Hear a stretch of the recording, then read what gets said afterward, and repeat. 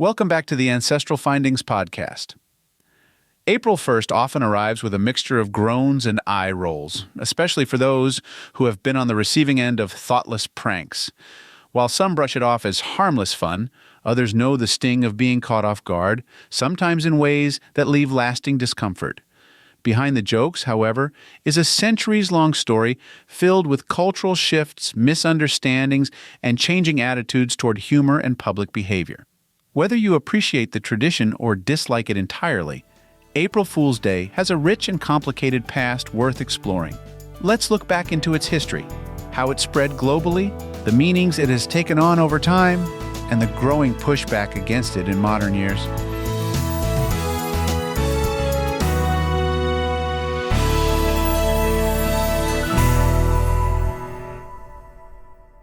One of the most cited theories about the beginning of April Fool's Day dates back to the 16th century, when the Julian calendar was replaced by the Gregorian calendar. Under the older Julian system, New Year's Day was often observed around the spring equinox, with celebrations lasting into early April. However, when Pope Gregory XIII introduced the Gregorian calendar in 1582, New Year's Day was officially moved to January 1st. Word didn't travel quickly in those days, and many people, especially in rural areas, either hadn't heard about the change or refused to accept it. According to legend, those who continued celebrating the Old New Year in late March and early April were labeled fools by those who had adopted the new calendar. The mocking turned into tradition, with trickery and pranks becoming a yearly occurrence. While this story is often repeated, it's worth noting that there's no solid evidence tying this moment to the creation of April Fool's Day, but it does illustrate a larger theme. Much of the day's identity comes from misunderstanding, miscommunication, and ridicule. Others believe April Fool's Day is rooted in pre-Christian or Roman festivals. Some scholars connect it to Hilaria, celebrated in ancient Rome at the end of March. During Hilaria, people wore disguises and mocked each other, including authority figures. It was a day of reversal and satire, a temporary permission slip to laugh at those usually deemed untouchable. Similarly, festivals like Holi in India and Sizda Bedar in Persia involve mischief and merriment at the turn of the seasons. While these events have more spiritual or seasonal meaning than April Fool's Day as we know it, they do suggest that springtime has long been associated with playful social disruption. By the 18th century, April Fool's Day was widely celebrated in Europe, with each region adding its own twist. In France, pranksters would stick paper fish to people's backs, calling them poisson d'avril, or April fish, a term still used today for someone who's been fooled. In Scotland, the holiday stretched over 2 days.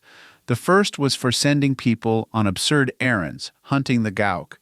And the second was for jokes involving the backside. Yes, it's where the infamous "kick me" sign has roots. In England, pranks were traditionally limited to the morning. If someone played a trick after noon, they were the fool instead. The migration of these customs into North America in the 19th century helped establish the version of April Fool's Day we know now, where anyone can be a target and almost any trick is considered fair game. By the 20th century, April Fool's Day had entered the mainstream. Radio stations, newspapers, and later television networks began orchestrating elaborate hoaxes. Some were clever and funny, while others sparked confusion, outrage, or even fear. In 1957, the BBC aired a segment about spaghetti trees in Switzerland, prompting viewers to call in and ask how they could grow their own.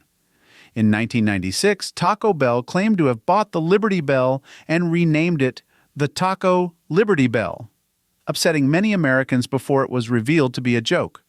More recently, Google has regularly rolled out April 1st features, like Google Translate for animals, or fake news services, adding to the day's digital flair. But as the internet age progressed, pranks became harder to spot and easier to spread. Misinformation, hoaxes, and fake news already cause problems throughout the year. Adding a day dedicated to trickery has made some people question whether April Fool's Day still serves a meaningful purpose. Despite its reputation for lightheartedness, April Fool's Day is not universally loved, and for good reason.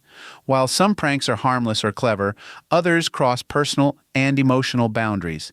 People have been fired over fake HR emails. Children have gone home in tears after being targeted at school. And in the digital age, some jokes have taken on serious consequences, from fake announcements about health scares to fabricated political news. What's intended as humor often lands as humiliation. The criticism isn't new. Newspapers, as early as the 1800s, questioned the need for the holiday, calling it an excuse for public cruelty. In recent years, social media has amplified both the reach and the backlash. Some companies have sworn off April Fool's jokes entirely, citing customer confusion and a lack of trust. So why does it persist? For some, April Fool's Day offers a sense of levity, a temporary break from routine. The idea of subverting expectations, even for a moment, appeals to human nature. Historically, prank days gave people a chance to push back, gently, against systems or roles they couldn't usually question. Still, there's a growing awareness that humor has its limits. What was once funny can now feel outdated or inappropriate. In a world filled with real misinformation and serious challenges, a day that encourages lying, even in jest, doesn't sit well with everyone. April Fool's Day has a long and complicated history. It's a day shaped by ancient customs, cultural transitions, and the evolving boundaries of humor. What began as a tradition tied to the seasons, calendar changes, and social inversion now finds itself under scrutiny. For some, it's still a source of fun. For others, especially those who have been humiliated or tricked one too many times, it's a reminder that not all jokes are welcome.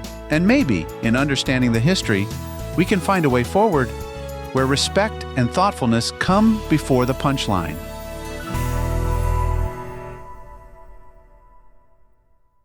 Thank you for tuning into the Ancestral Findings podcast. Be sure to visit ancestralfindings.com to grab your free genealogy ebook. Ask for a complimentary genealogy lookup, and sign up for our weekly historical postcard giveaway. A special thanks to our Patreon supporters. Your contributions help to anchor our family tree firmly in the ground, allow our lineage to fly high, and keep our journey through history on the right path. Wishing you a fantastic day and happy searching.